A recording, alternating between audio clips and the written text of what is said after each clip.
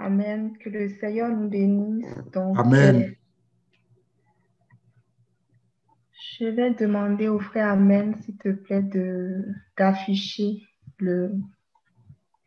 les questions. Ok, c'est affiché. Parfait, merci. Donc, on a deux questions. Donc, je vais commencer avec la première. La question concerne... Est-ce que vous m'entendez? Oui. Amen. Oui, amen. Parfait, merci. Donc, la question concerne en fait les messages sur la rédemption qu'on a eu ces derniers temps. Donc, la sœur ou le frère est un peu perdu avec les différentes périodes de la rédemption. Donc, la question, c'est de savoir quelles sont les périodes de la rédemption. Donc, sans plus tarder, je dépose le micro. Amen. Amen. Que le nom du Seigneur soit béni. Amen. Je vais essayer de donner quelques éléments et les frères qui seront inspirés pourront poursuivre et donner d'autres angles aussi par rapport à cette question. Je crois bien que ça faisait particulièrement référence à l'une des prédications qui concernait la résurrection, où est-ce qu'on a eu à parler un peu de cet aspect-là, des périodes de la rédemption. Dit de même, ça paraît un peu bizarre, période de la rédemption, puis l'esprit a du mal à accrocher ou bien à réaliser, mais en réalité, c'est simple à comprendre. On va peut-être prendre nos Bibles et je vais peut-être donner quelques passages pour expliquer. Mais avant cela, peut-être mettre rapidement en contexte. Lorsqu'il a été question de la rédemption, sans vouloir revenir dans toute la profondeur de ce message, il avait été question de mettre en évidence deux niveaux de rédemption. La rédemption qu'on appelait la première rédemption, mais qui en réalité est une partie de la grande rédemption, qui avait dit le début de l'œuvre de la rédemption. Et pour faire simple, je dirais l'œuvre de la délivrance en fait. La grande œuvre de la délivrance. Et la dernière rédemption qui n'est rien d'autre que l'achèvement de ce travail, l'accomplissement de ce travail-là. Et pour donner une idée très succincte, pour nous situer par rapport à ce travail en termes de jalons, on peut aller dans le livre de 1 Corinthiens,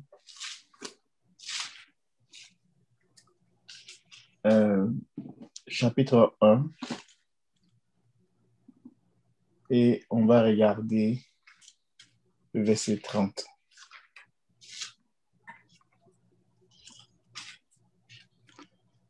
Or, c'est par lui que vous êtes en Jésus-Christ, lequel, de par Dieu, a été fait pour nous sagesse, justice et sanctification et rédemption. Amen. Est-ce qu'on a une autre version? Encore 1:30, oui. Peut-être Semeur ou je ne sais pas. Oui, 1 Corinthiens 1:30.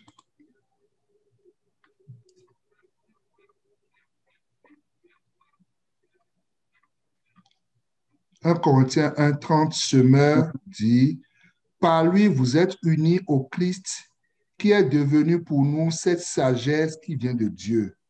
En Christ, en effet, se trouve pour nous l'acquittement, la purification et la libération du péché. » Amen. Je vois qu'ici, il n'y a pas de version qui parle là où c'est mis justice, là, qui parle de justification. On n'a pas ça ici, mais ce n'est pas bien grave. Mais vous allez voir que, dépendamment des versions, les thèmes pourront peut-être changer, mais il y a 4 grands thèmes qui reviennent. Sagesse, justice, sanctification, rédemption. Dans la sagesse, en général, ça ne varie pas beaucoup. On va retrouver toujours le mot sagesse. Par contre, le mot justice, on va trouver des fois que c'est une justification. Sanctification, on parlera aussi de consécration ou de sainteté, dépendamment des versions. Et rédemption, on parlera des fois de délivrance ou bien de libération du péché. Et ça peut varier d'une version à l'autre. Mais ici, l'apôtre Paul donne en fait comme 4 grandes étapes, 4 grands jalons qui montrent comment 4 grands jalons finalement du salut en fait. Donc, la sagesse ici, ça réfère au message de la croix. Et le message de la croix, c'est le message du pardon de nos péchés. Et le message du pardon de nos péchés est assuré avec ce grand sacrifice-là, qui est le sang de Jésus. Donc, vu de même là, quand on parle de sagesse, ici, ça réfère au message de l'Évangile et donc ça réfère au premier niveau de la rédemption, où le Seigneur vient en se donnant, il paye pour nous, mais il paye un prix, on va dire, au moins équivalent à celui d'Adam, dans le sens que Adam, avant le péché, était d'une nature naturellement plus élevée que la nature d'après le péché. Donc, quand Christ vient, Christ, il ne vient pas dans la condition tout à fait exacte d'après le péché, mais il vient dans une condition humaine d'avant le péché pour que son sang et son l'offrande de son corps soient minimalement équivalents à celui qu'Adam était pour pouvoir le racheter. Sinon, il allait être comme genre, la valeur de son sang serait une valeur un peu comme placée dans la valeur du sang des animaux ou bien d'un homme souillé.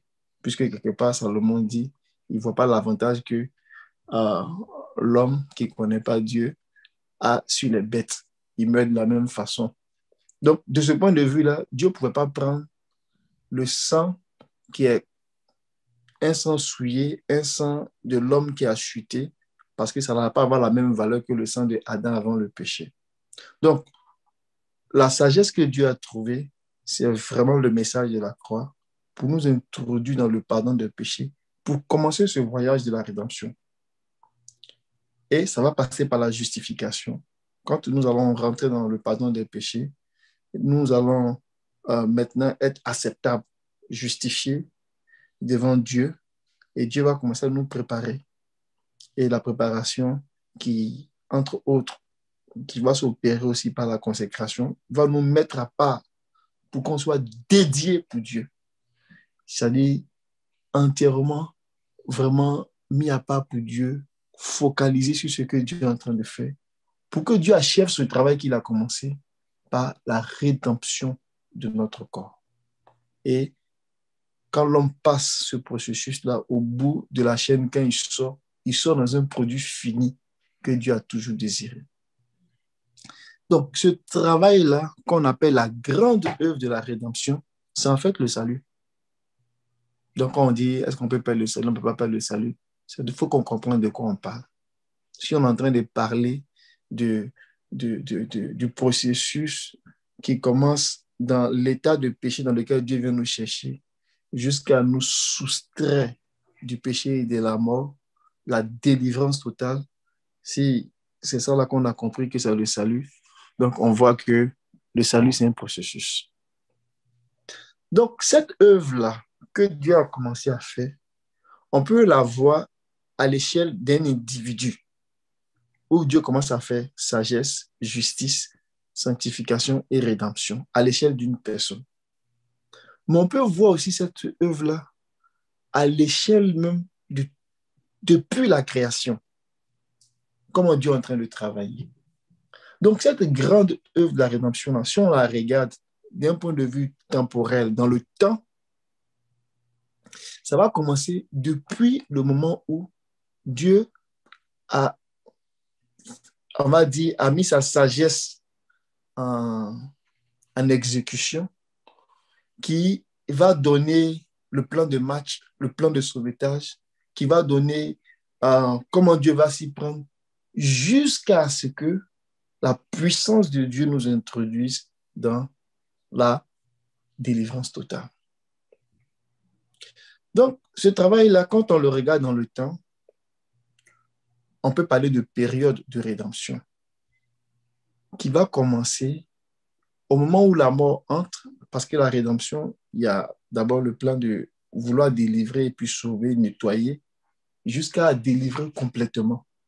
Donc, à cause de la mort qui a été introduite par la désobéissance de Adam, Dieu a mis un plan qui, dans sa grande sagesse, a prévu un plan de sortie.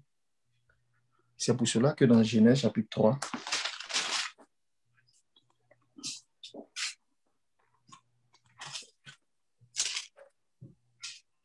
d'abord, moi, Genèse chapitre 3, si on lit Genèse chapitre 2, on lit le verset 17, le Seigneur va dire quelque chose à Adam. Mais tu ne mangeras pas de l'arbre de la connaissance du bien et du mal, car le jour où tu en mangeras, tu mourras. Amen.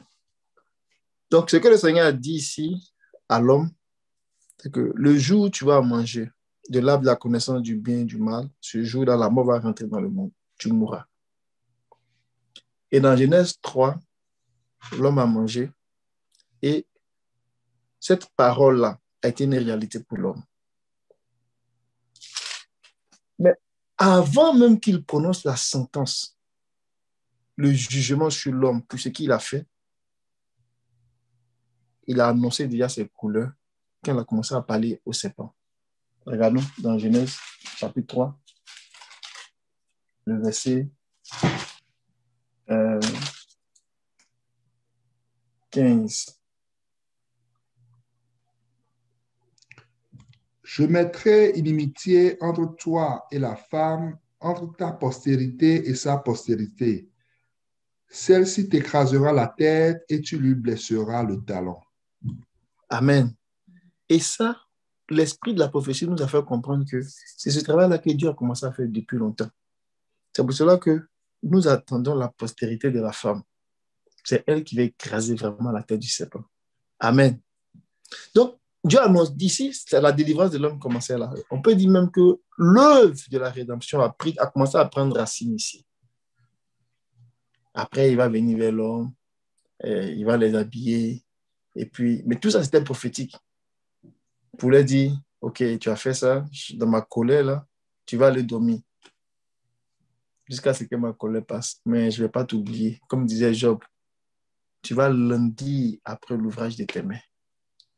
Et donc, Dieu aussi, il était à l'œuvre. Donc, depuis l'introduction de la première mort, qui va coïncider avec le premier Adam, si je peux dire ça demain, qui va coïncider aussi avec le premier jugement que Dieu va prononcer sur l'homme. Jusqu'à la fin, le dernier jugement qui va coïncider avec, si je peux dire ça de même, la dernière mort. Vous me suivez? Hein? Donc, l'homme pêche, la première mort intervient.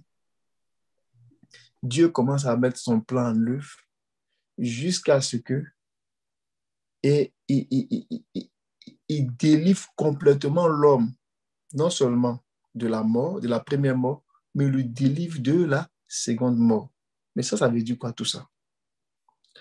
La mort, nous avons compris que c'est d'abord la séparation d'avec Dieu, après que Adam ait péché, qui va se manifester dans ses expressions à travers toutes sortes de situations, de malheurs, de difficultés, d'épines et de ronces. Donc, des maladies, la pauvreté, la misère, la sorcellerie, la méchanceté, tout ce qu'on peut imaginer, comme décrit dans Deutéronome 28, pour voir un peu les effets vraiment de la mort, et qui va comme atteindre un point d'aboutissement de la mort de la tombe. Et la mort de la tombe, ce n'est pas vraiment que la mort commence là. La mort de la tombe, là, c'est comme le jugement. Tout le monde constate que ce que Dieu a dit, tu mourras là. Ça devient une réalité. C'est un témoignage de ce que Dieu a dit. Donc, les cimetières qu'on voit, les tombes qu'on voit là, c'est un témoignage de ce que Dieu a prononcé. Et puis, tout le monde voit ça. Personne ne veut pas dire qu'il n'a jamais vu ça. Il dit que tu vas manger, tu vas mourir. Tu peux faire beaucoup de philosophie, tu peux faire tout ce que tu veux. Mais quand tu vas au cimetière, là, c'est le témoignage que Dieu te donne pour dire que ça, là, ce que j'ai dit là, c'est arrivé. Mais comme la colère de Dieu ne va pas durer à toujours, comme disait Job, cette mort-là, elle est qualifiée de première mort. Parce que Dieu, dans son plan de rédemption, dans sa sagesse, là, il a trouvé un moyen pour nous sortir de la première mort. Et ce qui nous sort de la première mort, c'est la mort et la résurrection du Seigneur. Ça nous délivre de la mort. Mais le Seigneur va aller plus loin. Parce que quand l'homme est sous le couvert de la première mort et que le Seigneur commence à éclairer en disant, voici mon plan de sauvetage, je te donne. Et que l'homme s'entête et puis l'homme refuse, puisque Dieu est juste, il ne peut pas voir le péché. Dans son même plan-là, il y a un moment où l'homme va disparaître s'il ne se soumet pas au plan de sauvetage de Dieu. Et c'est cette disparition-là,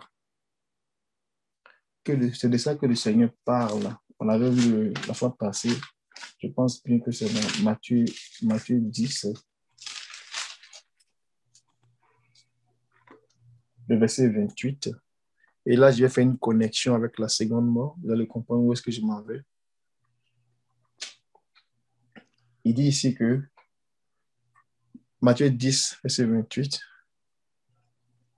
Ne craignez pas ceux qui tuent le corps et qui ne peuvent tuer l'âme. Craignez plutôt celui qui peut faire périr l'âme et le corps dans la guerre. Amen.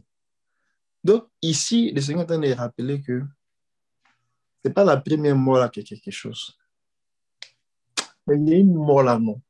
Si tu subis ça là, c'est ça là qui est terrible. La mort de la gêne, qui est la seconde mort, qui est la mort du lac de feu, mais en fait, qui est la disparition, qui est l'extinction totale. Cette mort-là, elle est irréversible. Et c'est de ça que Dieu veut nous délivrer. Parce que sa justice est telle que, même si sa colère de la première mort, là, c'est pour un temps, sa justice réclame toujours justice. Et il faut que la mort disparaisse à ses yeux. Et son plan de sauvetage, dans son amour, vient pour nous relever de cette situation-là. Mais si on devient incorrigible, on ne veut rien comprendre, même après la résurrection, après que Dieu nous ait ramenés à nouveau à la vie, pour les plus, on va dire, les plus teigneux, ou à ramener, ayant connu la résurrection du jugement, ils sont revenus et on leur dit, il faut suivre la justice de Dieu si tu veux vivre. Et puis qu'ils refusent, Dieu n'aura pas le choix que de les laisser aller dans la mort de la seconde mort, qui est la mort définitive, la disparition. Donc, depuis la première mort qui est rentrée, jusqu'à la délivrance totale, où Dieu vient lever la mort totale de la création, tout ça, c'est cette période-là, cette grande période-là, qui est la période de la rédemption. Mais à l'intérieur de cette grande période-là, dépendamment de ce qu'on veut expliquer, on peut faire des sous-divisions. Et une des divisions les plus peut-être utiles pour les fins de la compréhension, c'est de considérer la période qui part de Adam, donc qui considère la première, avec l'introduction de la première mort, jusqu'à la période où le Seigneur lui-même vient. ça fait environ 4000 ans. Donc, le premier Adam jusqu'au dernier Adam.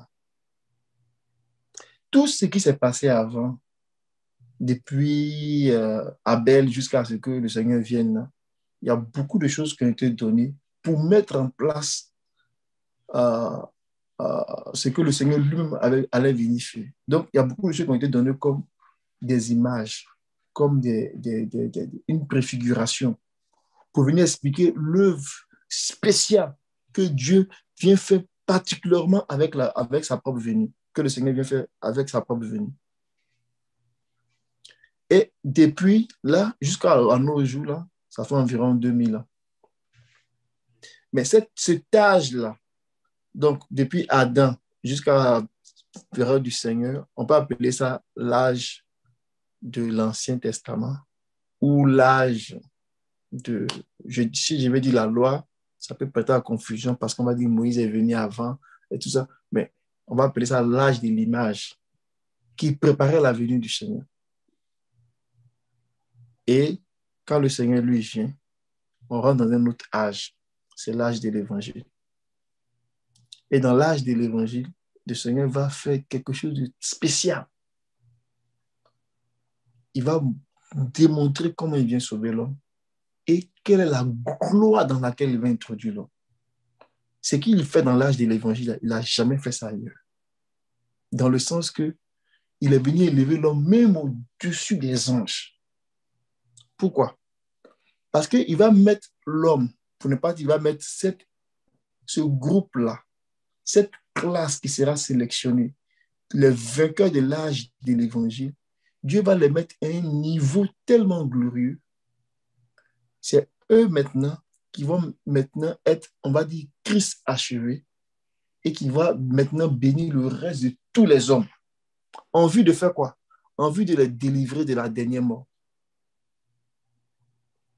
Et il y a une période après que l'Église soit glorifiée. Donc, on a des premiers Adam jusqu'à Jésus, la période du Seigneur, dépendamment de comment on voit ça, si on prend le Seigneur jusqu'à nos jours, bien sûr, on prend le Seigneur et le corps, l'Église qui s'est élevée au jour de la Pentecôte, jusqu'à ce que l'Église soit glorifiée.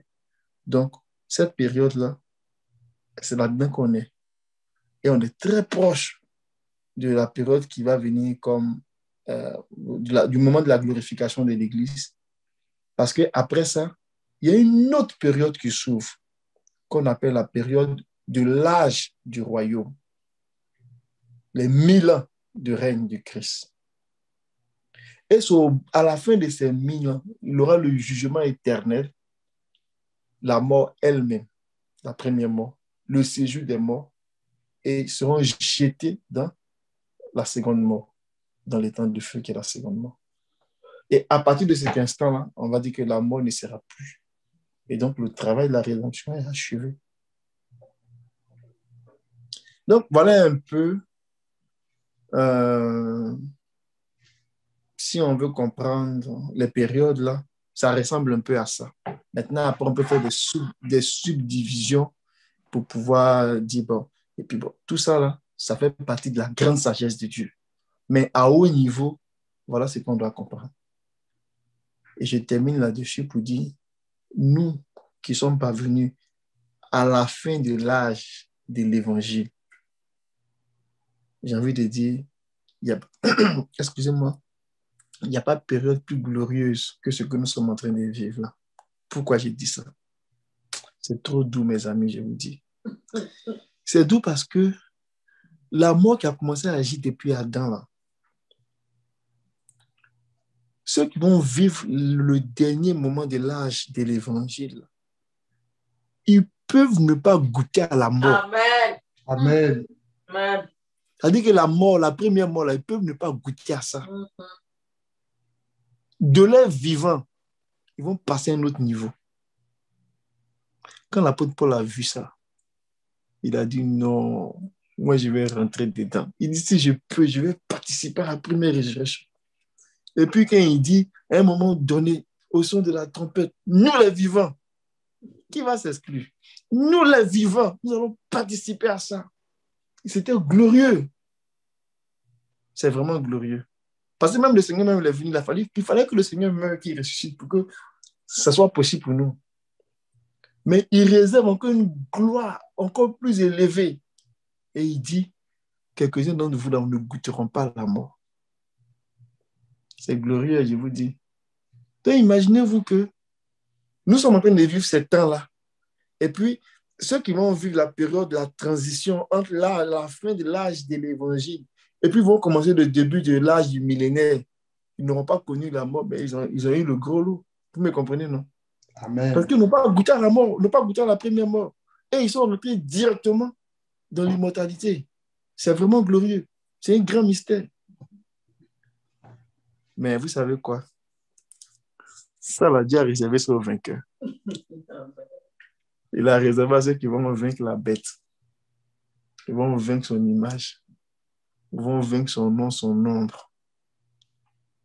C'est une classe vraiment des gens qui cherchent Dieu comme on cherche l'argent. C'est une classe des gens qui soupirent, qui cherchent à se conformer à la parole de Dieu. Dieu dit A, eux aussi disent A. Ils ne cherchent pas à argumenter.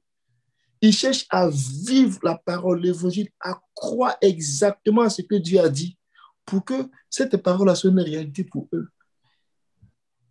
Et c'est à ça que nous soupirons. C'est pour cela que pendant que nous sommes sur cette trajectoire-là, le Seigneur est en train de purifier l'Église des faux prophètes, des fausses doctrines, de Babylone, de toutes ces affaires-là. Pour qu'au bout de piste, là, l'Église qui soit arrivée, qui va se la présenter là, qu'elle soit sans tache, ni ride, ni rien de semblable. Pour qu'il puisse dire, cette fois-ci, voici la chair de ma chair, les os de mes os, on l'appellera Ève. C'est glorieux. Je vais m'arrêter là. Donc, vraiment que Dieu nous aide et que Dieu fasse que le Seigneur fasse qu'on puisse le chercher, qu'on puisse dévorer sa présence, que le feu de sa parole brûle en nous pour que nous puissions vraiment accomplir ses désirs et que nous puissions rentrer aussi dans le repos qu'il nous a promis. Que le nom du Seigneur soit béni. Amen.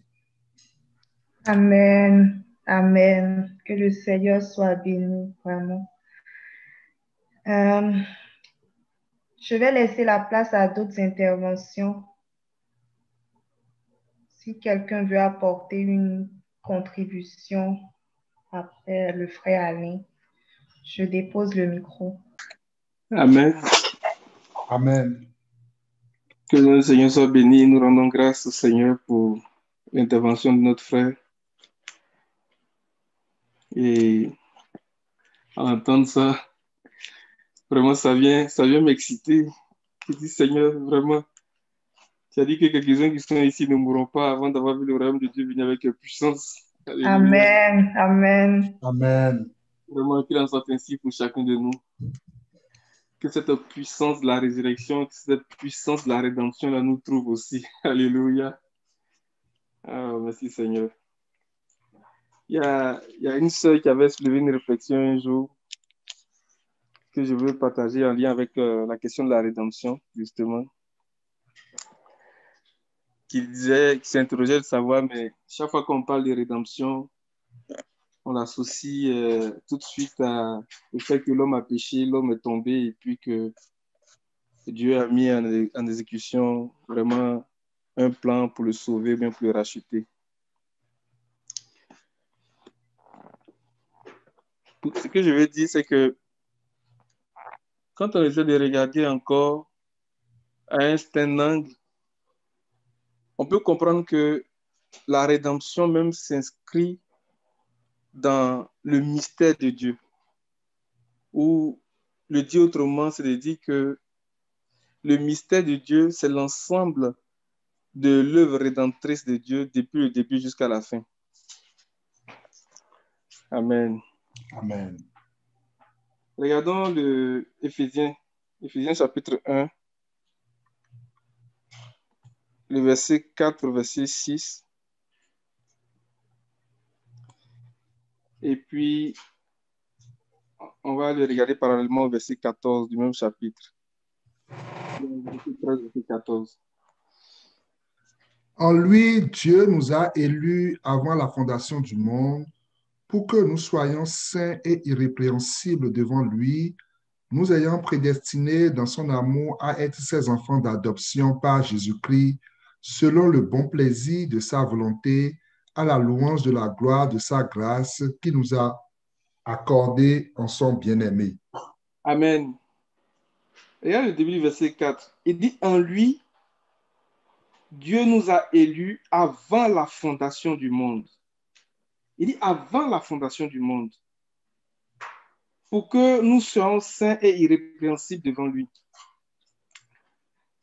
Ce verset-là nous parle de l'Église.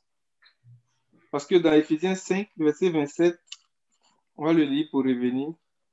Il dit avant la fondation du monde. Alors, verset 22, verset 27.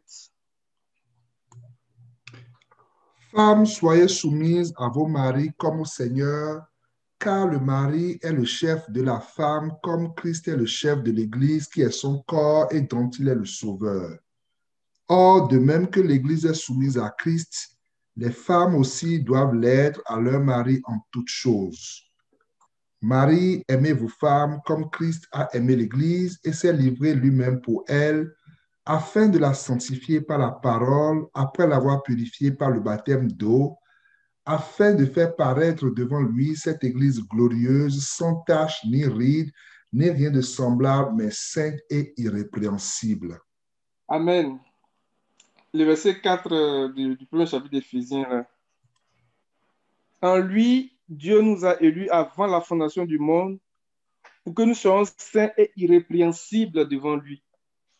C'est la même idée, c'est le même esprit qu'on retrouve dans le verset 27 du chapitre 5. Il dit c'est avant la fondation du monde.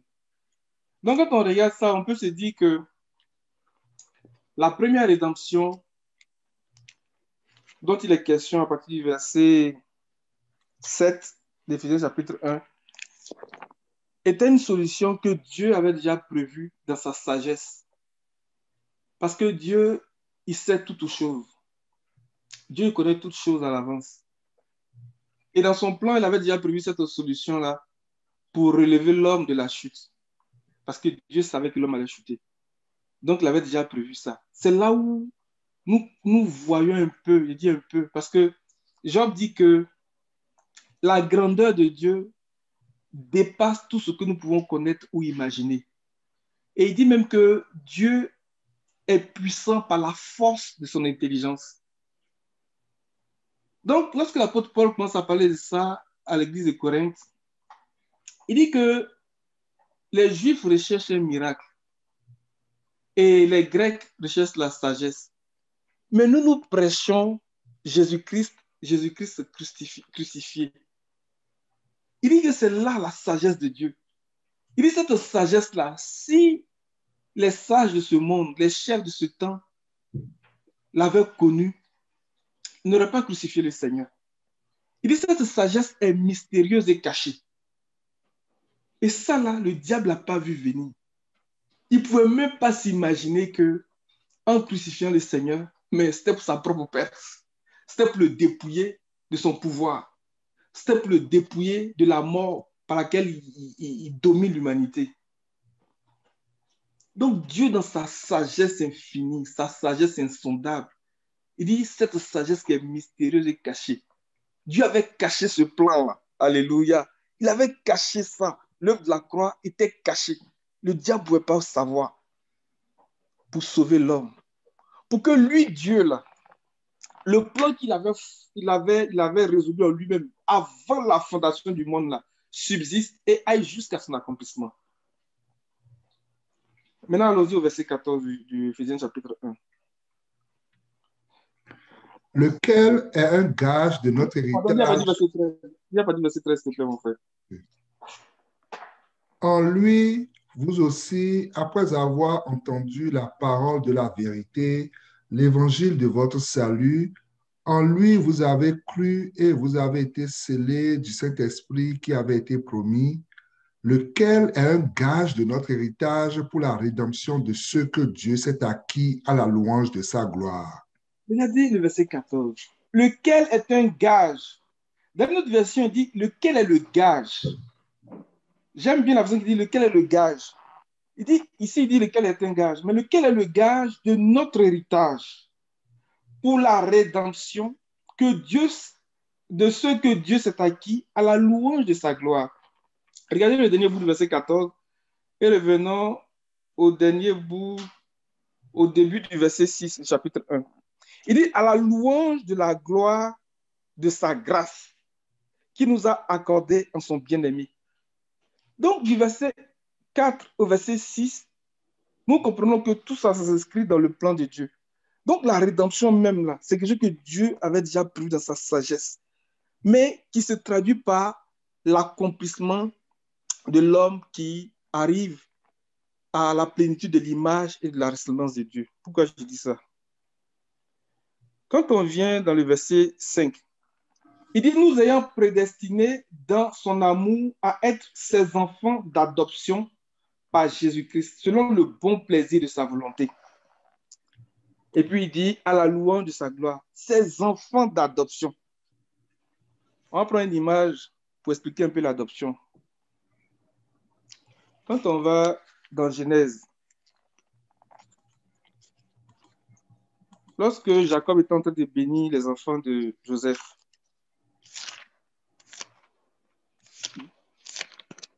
en Genèse, excusez-moi, je passe le passage là. Genèse 48 à partir du verset 8. On va faire une petite lecture quand même. On fait Amen. Israël regarda les fils de Joseph et dit, « Qui sont ceux-ci? » Joseph répondit à son père, « Ce sont mes fils que Dieu m'a donnés ici. » Israël dit, « Fais-les, je te prie, approcher de moi pour que je les bénisse. » Les yeux d'Israël étaient appesantis par la vieillesse, il ne pouvait plus voir. Joseph les fit approcher de lui et Israël leur donna un baiser et les embrassa. Israël dit à Joseph, « Je ne pensais pas revoir ton visage et voici que Dieu me fait voir même ta postérité. » Joseph les retira des genoux de son père et il se prosterna en terre devant lui. Puis Joseph les prit tous deux, Éphraïm de sa main droite à la gauche d'Israël et Manassé de sa main gauche à la droite d'Israël, et il les fit approcher de lui. Israël étendit sa main droite et la posa sur la tête d'Éphraïm qui était le plus jeune, et il posa sa main gauche sur la tête de Manassé. Ce fut avec intention qu'il posa ses mains ainsi, car Manassé était le premier-né. Il bénit Joseph et dit, « Que le Dieu en présence duquel ont marché mes pères Abraham et Isaac, que le Dieu qui m'a conduit depuis que j'existe jusqu'à ce jour, que l'ange qui m'a délivré de tout mal bénisse ses enfants.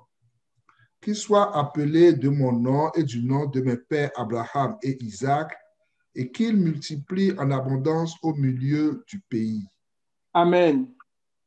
Regardez le verset 16. Il dit que l'ange qui m'a délivré de tout mal bénisse ses enfants, qu'ils soient appelés de mon nom.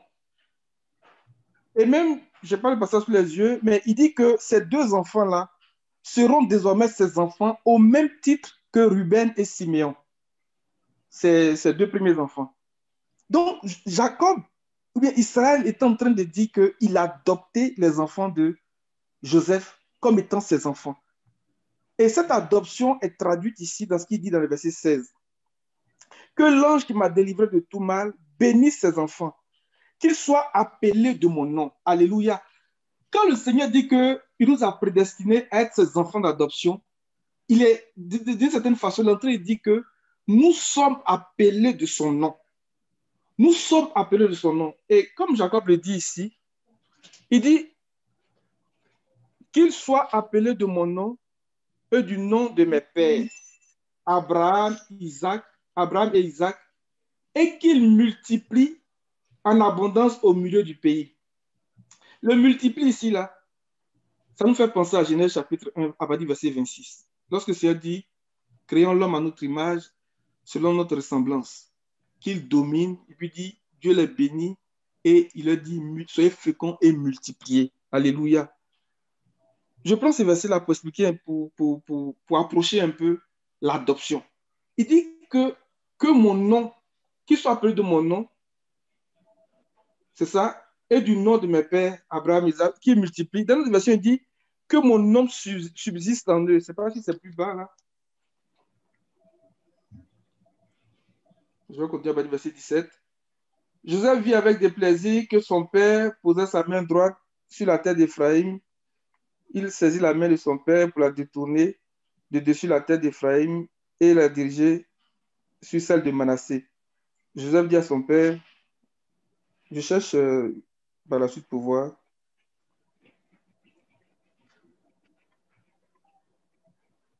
Amen. En tout cas, le verset 16 est déjà suffisant. Une autre image pour parler de l'adoption.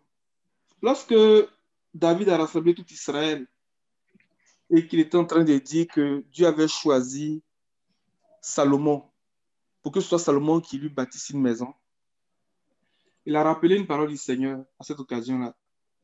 Il a dit que si les enfants de David, en l'occurrence Salomon, gardent les paroles du Seigneur, obéissent à tous ses commandements, lui, Dieu, il sera pour Salomon un père et Salomon sera pour lui un fils. Alléluia.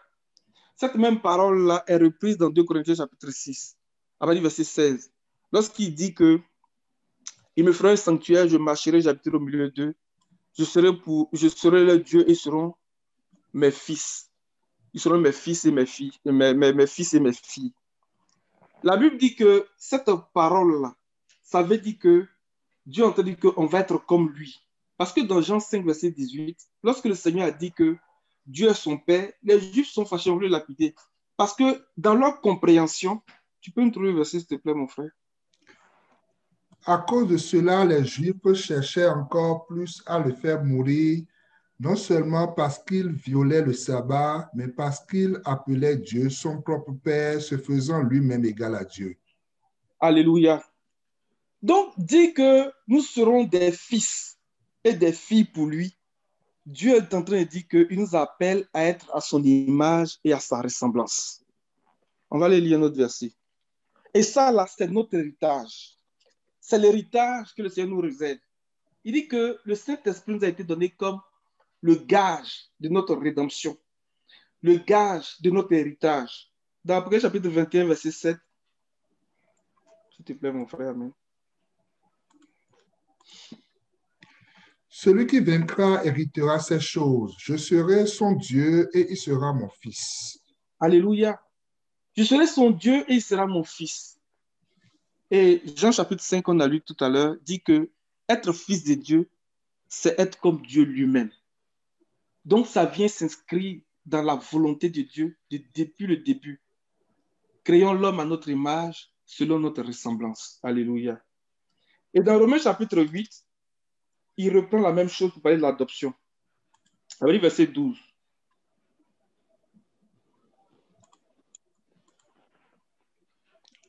Ainsi donc, frères, nous ne sommes point redevables à la chair pour vivre selon la chair. Si vous vivez selon la chair, vous mourrez.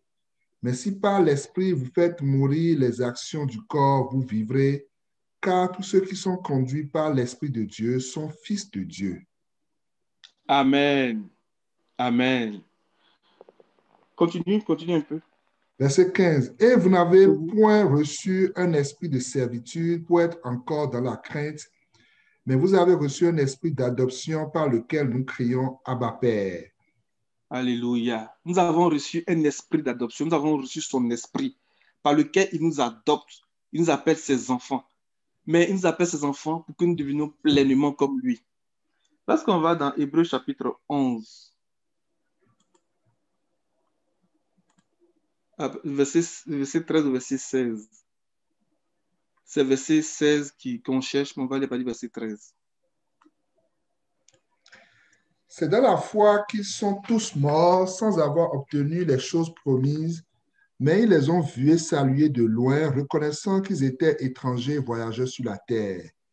Ceux qui parlent ainsi montrent qu'ils cherchent une patrie. S'ils avaient eu en vue celle d'où ils étaient sortis, ils auraient eu le temps d'y retourner. Mais maintenant, ils en désirent une meilleure, c'est-à-dire une céleste. C'est pourquoi Dieu n'a pas honte d'être appelé leur Dieu, car il leur a préparé une cité. Alléluia. Il dit, je serai leur Dieu et ils seront mes fils. Il dit que Dieu n'a pas honte de dire ça. C'est pourquoi Dieu n'a pas honte d'être appelé leur Dieu, car il leur a préparé une cité. Mais de quoi est-ce que le Seigneur est en train de parler? Jean 14, on dit verset 1.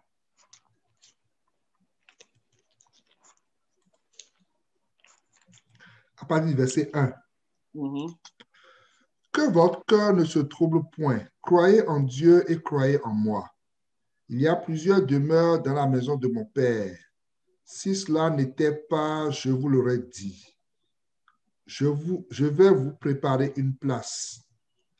Et lorsque je m'en serai allé et que je vous aurai préparé une place, je reviendrai et je vous prendrai avec moi, afin que là où je suis, vous y soyez aussi. Amen. Il dit, je m'en vais vous préparer une place. Dieu n'a pas honte d'être appelé leur Père, car il leur a préparé une cité. Cette place dont il est question là, ce n'est pas quelque chose de matériel, comme certains pourraient le penser, ou bien comme on l'a peut-être déjà entendu quelque part. Ce n'est pas comme la terre physique qu'Israël a héritée, qu'Israël a eue en vertu de la promesse qui avait été faite au patriarche. De quoi est-ce qu'il est question? De quoi est-ce qu'il parle? Dans le verset, il dit que afin que là où je suis, vous y soyez aussi. Et dans Éphésiens 1, le verset 19, verset 20, dans la continuité de la prière de l'apôtre Paul,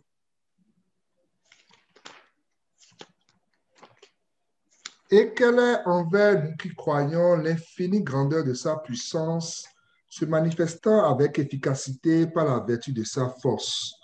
Il l'a déployé en Christ en le ressuscitant des morts et en le faisant asseoir à sa droite dans les lieux célestes. Continue. Je continue? Vas-y. Verset 21, au-dessus de toute domination, de toute autorité, de toute puissance, de toute dignité et de tout nom qui se peut nommer non seulement dans le siècle présent, mais encore dans le siècle à venir. Il a tout mis sous ses pieds et il a donné pour chef suprême à l'Église qui est son corps, la plénitude de celui qui remplit tout en tous. Alléluia. Il dit, ça va nous préparer une place, afin que là où il est, nous soyons aussi. Amen.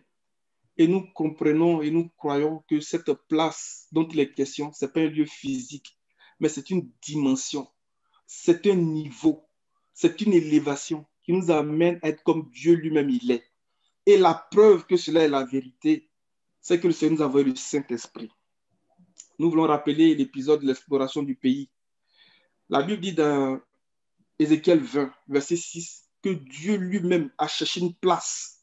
Il a exploré le pays pour eux. Alléluia. Il a exploré le pays pour eux. Et lorsque les gens sont revenus de l'exploration, ils ont rapporté une grappe de raisin. Et ils ont dit à la vérité, le pays que Dieu nous a promis là, c'est un bon pays. C'est un pays de délices. C'est un pays où coule le lait et le miel. En voici la preuve. Bon, ce n'est pas seulement les raisins qu'on trouvait dans ce pays, mais ils ont envoyé la grappe de raisin, qui était une préfiguration de l'esprit.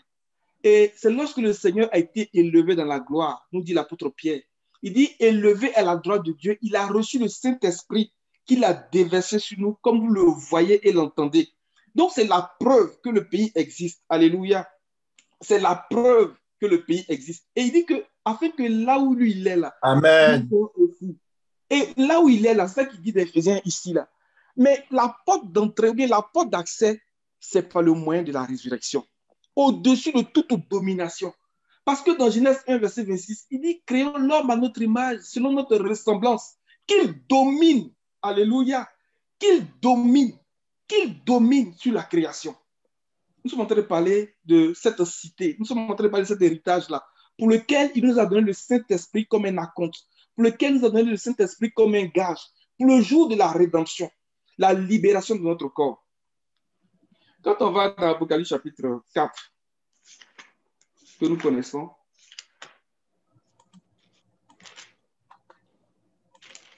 on va dire verset 1 au verset 3. Après cela, je regardais, voici, une porte était ouverte dans le ciel. La première voix que j'avais entendue, comme le son d'une trompette et qui me parlait, dit, monte ici et je te ferai voir ce qui doit arriver dans la suite. Aussitôt, je fus ravi en esprit et voici, il y avait un trône dans le ciel et sur ce trône, quelqu'un était assis. Celui qui était assis avait l'aspect d'une pierre de jasme de sardoine et le trône était environné d'un arc-en-ciel semblable à de l'émeraude. Autour du trône, Amen. On en a déjà parlé, mais comme nous sommes enregistrés, on reprend ce bout-là dans le verset 3 là. Il dit, celui qui était assis avait l'aspect d'une pierre de jaspe et de sardoine. Et le trône était environné d'un arc-en-ciel semblable à de l'émeraude. Celui qui était assis, mais pourquoi tu ne dis pas son nom? Pourquoi tu ne dis pas c'est le Seigneur? Pourquoi tu ne parles pas très clairement? Mais c'est parce que c'est un langage. À travers ce langage-là, il veut nous montrer quelque chose. Parce que le Seigneur a dit que je m'en vais vous préparer une place. Avant que là où je suis, vous y soyez aussi. Et il dit, quelqu'un était assis. Il avait l'aspect d'une pierre de jaspe. Pour comprendre un peu ce qui est dit ici, on se réfère au pectoral du jugement. Parce que sur le pectoral du jugement, le Seigneur avait instruit Moïse et les artisans à enchasser 12 pierres précieuses, 3 par rangée, donc 4 rangées. Et les pierres précieuses devaient être enchâssées selon l'ordre de naissance des enfants d'Israël. Donc de Ruben à Benjamin. Donc la première pierre dans la première colonne, c'est Ruben, et la dernière pierre dans la quatrième colonne, c'est Benjamin. Et cette première pierre-là, dans la première colonne, c'est la pierre de sardoine, et qui représente Ruben. Et Ruben, ça veut dire voici un fils. Amen. Amen. Celui qui était assis avait l'aspect d'une pierre de jaspe. Donc, et de sardoine. Donc, la pierre de sardoine, c'est la dernière pierre, non, pardon, la pierre de sardoine, c'est la première pierre de la première rangée, donc Ruben. Donc, voici un fils. Et la dernière pierre dans la quatrième rangée, c'est la pierre de jaspe, donc Benjamin, qui veut dire le fils de ma droite. Alléluia. Le fils de ma droite. Et il dit que le trône était entouré d'un arc-en-ciel semblable à de l'émeraude. L'émeraude, là, ça parle de Lévi, de la première rangée. Donc, la troisième pierre de la première rangée. Donc, c'est Lévi. Lévi qui veut dire attaché. Alléluia. Donc, comment on va arriver là-bas? C'est par notre attachement à Dieu, par notre dévotion, par notre piété, par notre consécration, par notre vie de sainteté, de sanctification, de pureté. C'est ça qui va faire qu'on va être appelé, voici un fils, le fils de ma droite. Donc, ça veut dire quoi? On va être semblable à lui. On va être comme lui-même il est. Apocalypse chapitre 12, verset 5.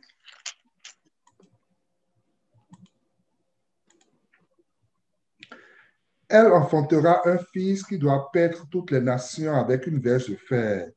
Et son fils fut enlevé vers Dieu et vers son trône.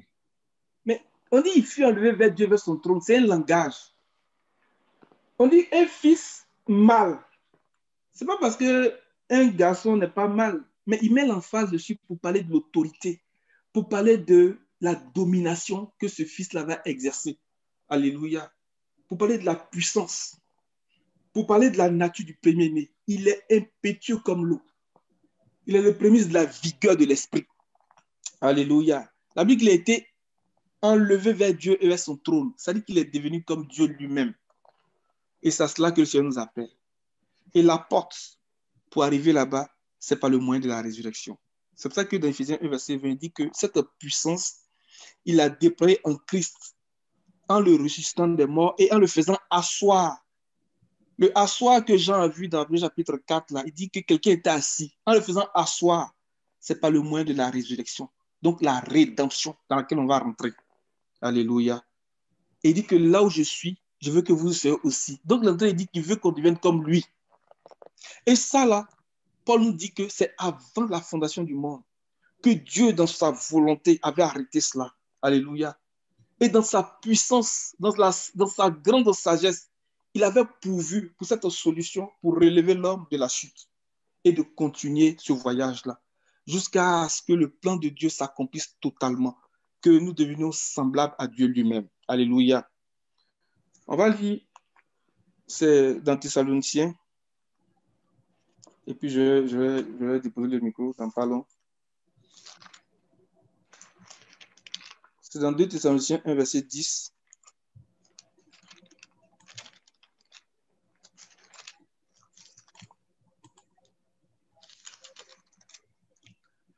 Lorsqu'il viendra pour être en ce jour-là glorifié dans ses saints et admiré dans tous ceux qui auront cru, car notre témoignage auprès de vous a été cru. Alléluia. Donc, lorsqu'on parle du Seigneur, on dit que lorsqu'il viendra ce jour-là pour être célébré parmi ses saints, et être admiré parmi ceux qui auront cru, oh, vous avez cru à notre témoignage. J'aime bien la version que tu dis là. Tu peux reprendre le verset 10. Lorsqu'il viendra pour être en ce jour-là glorifié dans ses saints et admiré dans tous ceux qui auront cru, car notre témoignage auprès de vous a été cru. Donc, il dit qu'il viendra ce jour-là être glorifié en nous. Colossiens 1, verset 27 dit que ce mystère, Christ en vous, l'espérance de la gloire. Oh, les amis, que ce travail de Christ, ce travail que Dieu fait pour que Christ soit formé en nous, qui est notre espérance, qui est l'espérance de la gloire, là, que ce travail-là arrive à son accomplissement. Alléluia. Amen. Parce que ce travail-là va être fait. Le corps de mort va être englouti par la vie. Lorsque Christ va être formé en nous, il va engloutir ce corps de mort-là pour achever notre rédemption. Et c'est en vertu de ce travail que le Seigneur a suscité des ministères. Lorsque l'apôtre Paul commence à parler de 2 Corinthiens 3, il dit que la lettre, ou bien la loi a été gravée lettre par lettre sur des pierres. Mais ça, c'était la loi. Mais il dit que le travail que l'Esprit fait, parce qu'il a été donné comme le gage, mais il n'a pas été donné comme un gage et puis il dort, il est en train de faire un travail à travers les ministères. Il dit que la loi a été gravée lettre par lettre. Alléluia. Et la gloire a resplendi en ce moment-là. Donc, le Seigneur, à travers le ministère de l'Esprit, à travers les ministères qu'il a déployés dans l'Église, il est en train de faire ce travail-là pour que Christ soit formé en nous. Parce que cette lettre, en réalité, la loi, c'est la parole. Le Seigneur nous a adoptés pour que son nom subsiste en nous. Or, son nom, c'est la parole de Dieu. Donc, à travers le ministère de l'Esprit, le Seigneur est en train d'écrire. Il est en train d'être formé en nous, lettre par lettre, lettre par lettre.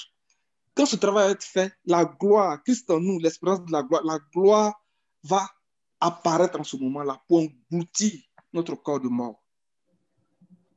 Alléluia. Amen. Et lorsque je termine avec ça, ce qu'il dit à l'église de Philadelphie, il dit que à celui qui vaincra, comme le frère Alain lui disait, j'écrirai sur lui. Bon, dans Corinthiens, là, Paul dit que le Seigneur nous a pris pour ce ministère-là, et puis nous sommes en train d'écrire par l'Esprit. Mais dans Philadelphie, il dit que moi-même, je vais écrire sur lui. Alléluia. Je vais écrire sur lui le nom de mon Dieu, la ville de mon Dieu, ainsi que mon nom nouveau. Oh, que le Seigneur nous donne de nous disposer pour que ce travail se fasse, les amis. Que Christ soit formé en nous. Que le gage qui nous a été donné pour le jour de la rédemption, pour la libération de notre corps, là, que le Saint-Esprit qui nous a été donné, qui est la preuve que le pays existe, les amis, qui est la preuve que le pays existe. Si quelqu'un doute, on a la preuve, on dit, voici ça, le pays existe, parce qu'on a vu la grappe des raisins.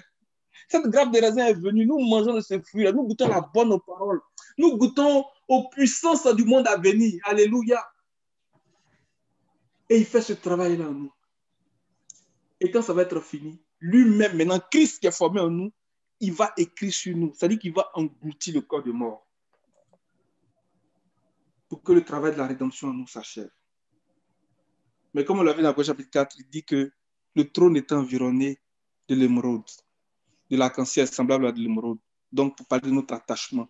C'est pour ça que le sacerdoce est vraiment important. Parce que quand on parle de Lévi, le Seigneur entendait parler du sacerdoce. Mais je ne parle pas du sacerdoce à la manière de Aaron. Mais c'était une image du vrai sacerdoce dans lequel nous sommes. Le sacerdoce à la manière de Melchisédek. Mais lorsqu'on regarde la bénédiction prophétique de Moïse, parlant de Lévi, il dit que l'Urim et le Tumim ont été confiés à l'homme saint. Et Malachie 2, verset 7 dit que c'est la bouche du sacrificateur qu'on trouve la loi de l'Éternel. Alléluia. Il dit que j'ai fait une alliance de paix avec lui, afin que mon alliance avec Lévi subsiste. Que le Seigneur suscite vraiment des sacrificateurs. Je parle des ministères qui vont nous enseigner la vraie parole, comme on avait amené comme sujet de prière. Et que vraiment la vie de sainteté, la vie de consécration nous imprègne, que nous puissions nous attacher à Dieu. Il dit que ce n'est pas l'attachement qu'on devient comme la pierre. On a l'aspect du sardoine et du jaspe. Donc le Fils, voici un Fils, le Fils de ma droite. Que le Seigneur nous bénisse. Au nom de Jésus. Amen. Amen, amen. Que le Seigneur nous bénisse. Je ne sais pas s'il y a une autre intervention sur le sujet.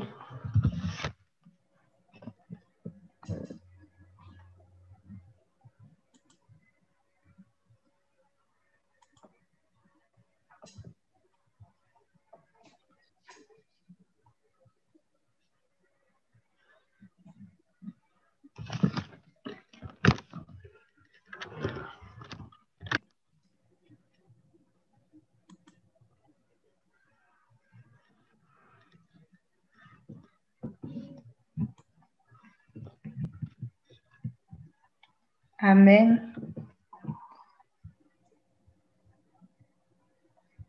Donc, s'il n'y a pas d'autres interventions sur le sujet, on va peut-être juste faire un petit résumé avec les différentes contributions qu'on a eues. Donc, en fait, pour résumer, pour les différentes phases de la rédemption, on peut comprendre en fait qu'il y a une première période qui part en fait de la chute d'Adam jusqu'à la venue du Seigneur. Et il y a une deuxième période en fait qui part de la venue du Seigneur jusqu'à la Pentecôte et qui est encore l'âge de l'Évangile. Et on a une autre période qui part de la Pentecôte jusqu'à la glorification. Et pour finir, on a une autre période qui est la période de 1000 ans qui finit par le jugement éternel. Donc, c'est un peu les différentes phases que j'ai pu retenir par les interventions qu'on a eues. Également, on peut voir la rédemption en fait du point de vue de l'adoption. Donc, en fait, par l'adoption, le Seigneur veut faire de nous pleinement ses fils. Et cela se fait par vraiment le Saint-Esprit qui fait une œuvre en nous. Et donc, on peut voir également le processus de rédemption du point de vue de l'adoption. Donc, le Seigneur qui veut faire de nous pleinement ses fils et le Saint-Esprit est vraiment le gage, en fait, de cette œuvre que le Seigneur fait. Donc, à travers le Saint-Esprit, le Seigneur écrit en nous et à la fin du processus d'adoption, en fait, nous serons pleinement fils de Dieu, nous serons semblables vraiment au Seigneur lui-même. Donc, c'est un peu ce que je peux dire par rapport aux différentes interventions qu'on a eues. Donc, ma prière, en fait, c'est vraiment que le Seigneur nous aide à le chercher. Je vais juste donner un verset. On va pouvoir le lire et prier par rapport aux différentes interventions qu'on a eues.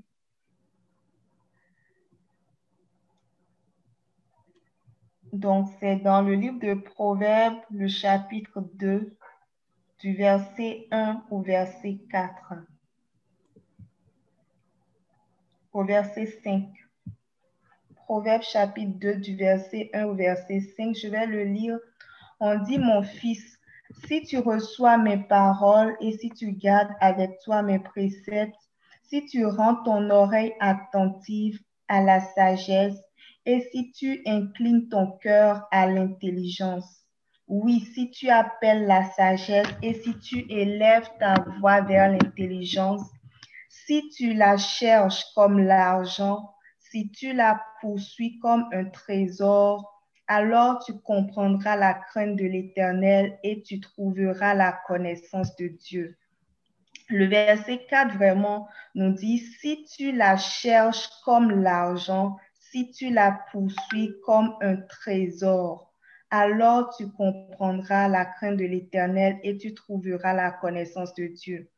Comme en fait ce soir on vient de le dire, nous sommes vraiment dans la période la plus intéressante en fait, dans une période très intéressante, pour ne pas dire la période la plus intéressante, mais vraiment une phase très importante en fait du processus de rédemption.